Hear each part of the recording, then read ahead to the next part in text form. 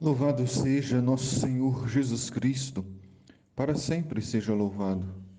Bom dia, meu irmão, minha irmã, aqui é o Padre Daniel da paróquia de Santa Bárbara, em Santa Bárbara do Tugúrio.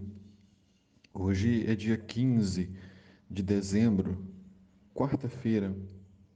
A igreja nos convida a meditar o Evangelho de São Lucas, no capítulo 7º, versículos de 19 a 23.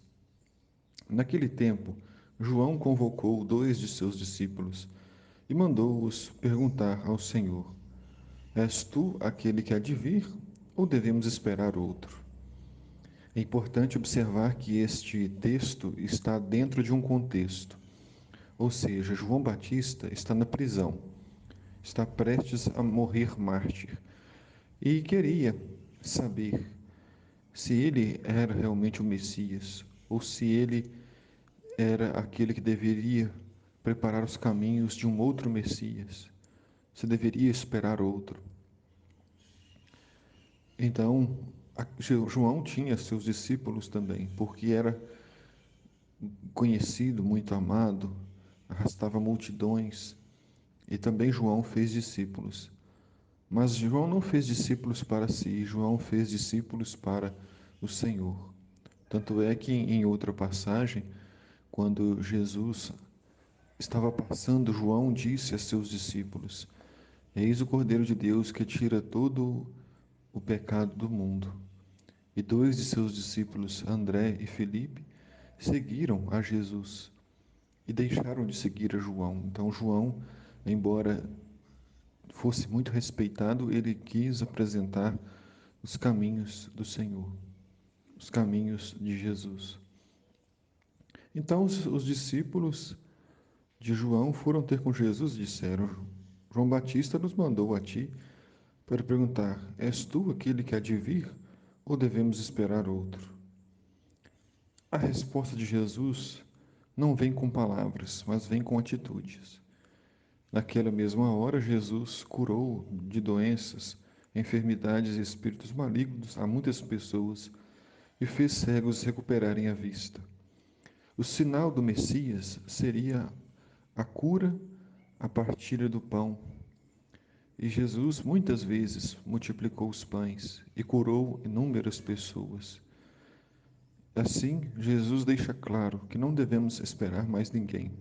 Ele é o Messias, ele é o Salvador definitivo do povo de Israel e de cada um de nós.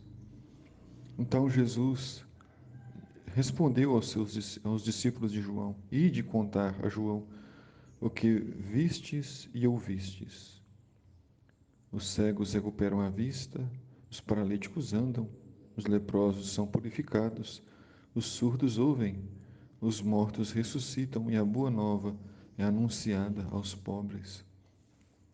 Interessante observarmos que Jesus deixa claro: dizei aos discípulos de João o que vocês estão vendo e ouvindo.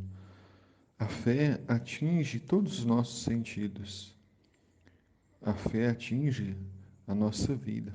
Nós podemos ver os sinais de Deus, ouvir os testemunhos, as histórias, os relatos da ação de Deus na nossa vida, na vida da nossa família, na vida da igreja, da história. Então o Senhor se deixa encontrar por todos nós.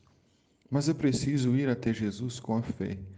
Nenhum milagre, nenhum sinal irá deixar claro, irá provar a existência de Deus se não temos fé, se não pedimos o dom do Espírito Santo para abrir os nossos ouvidos, para abrir a nossa mente. Então, os 2 caminhos que nos levam diretamente a Jesus é a fé e o dom do Espírito Santo. Por isso é preciso clamar, pedir ao Senhor: Senhor, nós cremos, mas aumenta a nossa fé. E Jesus, sendo o verdadeiro Messias, realiza os sinais. Os cegos recuperam a vista e passam a ver as pessoas como irmãos, passam a ver as pessoas com mais amor, com mais respeito, sem discriminação, sem preconceito. Os surdos começam a ouvir a palavra, a ouvir os mandamentos, a ouvir a verdade. Os paralíticos andam, paralisados pela lei, paralisados pela, pelo ódio, paralisados pelo egoísmo e tantas paralisias que nos impedem de ir ao encontro de Deus e das pessoas. Os paralíticos andam, os leprosos são curados. A lepra, que simboliza tantas doenças, doenças psicológicas, doenças físicas, doenças espirituais. Os doentes são purificados, os mortos ressuscitam. Aqueles que estavam mortos sem esperança, mortos sem fé, sem alegria, sem sentido da vida. Em Cristo Jesus ressuscitamos. E a boa nova é anunciada aos pobres. Os pobres agora têm esperança, os pobres têm vez, porque os pobres são os preferidos de Jesus. Que Deus abençoe, meu irmão, minha irmã, o seu dia, te dando muita saúde, muita bênção e muita paz. O Senhor esteja convosco, Ele está no meio de nós. Abençoe-vos, Deus Todo-Poderoso, Pai, Filho e Espírito Santo. Amém.